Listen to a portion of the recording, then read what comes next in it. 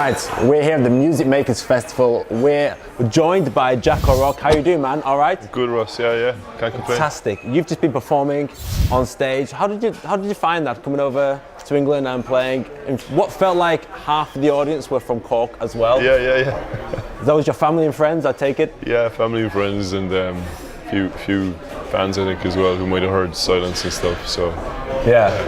And you were telling me that you typically play with the Irish Chamber Orchestra, right? I did once, yeah, and just my album. We did an album as well.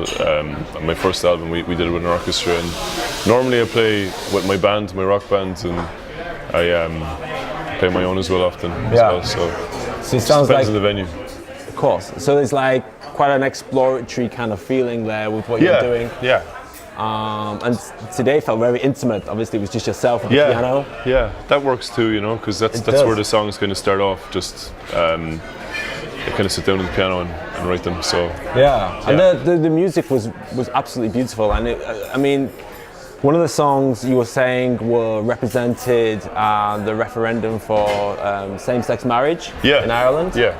How was that for you? Because that must mean something. It was really proud, because I suppose a lot of us kind of had to get out there with our cap in hands and just talk to everyone door to door, and it was great having a song that kind of was just a story of me as a child and maybe my experiences. But I think it actually maybe influenced a lot of people who might have been voting no and maybe realised, oh, if this is my son or my daughter or my grandson or granddaughter, sister, brother, whatever, you know, or even parent. I got a lot of letters from people after the song was released from who maybe have yet to come out or maybe, you know, are still trying to come out, you know, much later in life. So I think it spoke to a lot of people. Great. I mean, it must act as a great inspiration for others, but it must be a great privilege for yourself to hear it be played in that kind of capacity, I suppose.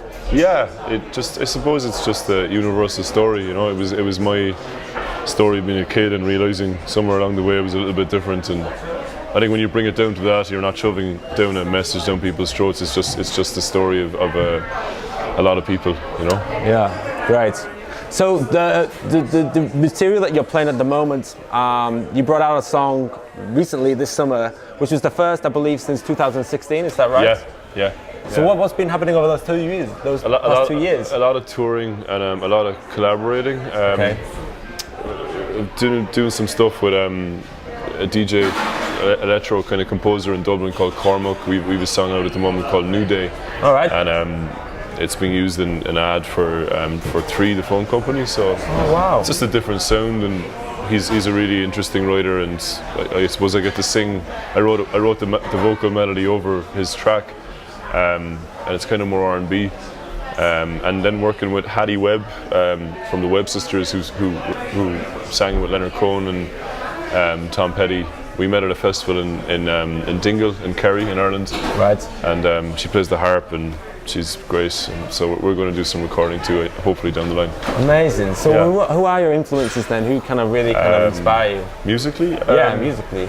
Got everyone from Kate Bush to Sufjan Stevens to John Grant to Johnny Cash to Bowie to Mahler to Robert Plant. Which feels quite appropriate to talk about Kate Bush, because I believe she played here once before. There's a picture of her in the venue. Yeah, it must have been in the late 70s when The Kick Inside came out, because she didn't really tour for about 3 decades. She toured recently, obviously, but just really a privilege to play in the same place as she played in. Absolutely. And when are we going to see more of you? Are you going to come over to England much more? I hope so, yeah. I'd love to. I'm releasing a new EP in January, February, and another song, Ivory Towers, is coming out in early November. Great. So, yeah. Awesome. Yeah. That's absolutely fantastic. And we absolutely wish you all the very best with all your stuff. Ross, cheers. And come over soon. I will. It'll be great to listen to you again. Thanks. And take care, man. Maybe an EP launch here, you know. Who knows? Yeah, man, that's awesome. Yeah, thanks, Ross. You'll be more than welcome to come over. Thanks, man. Cheers. Sweet. Best of luck with the festival. Cheers, man. Okay, cheers.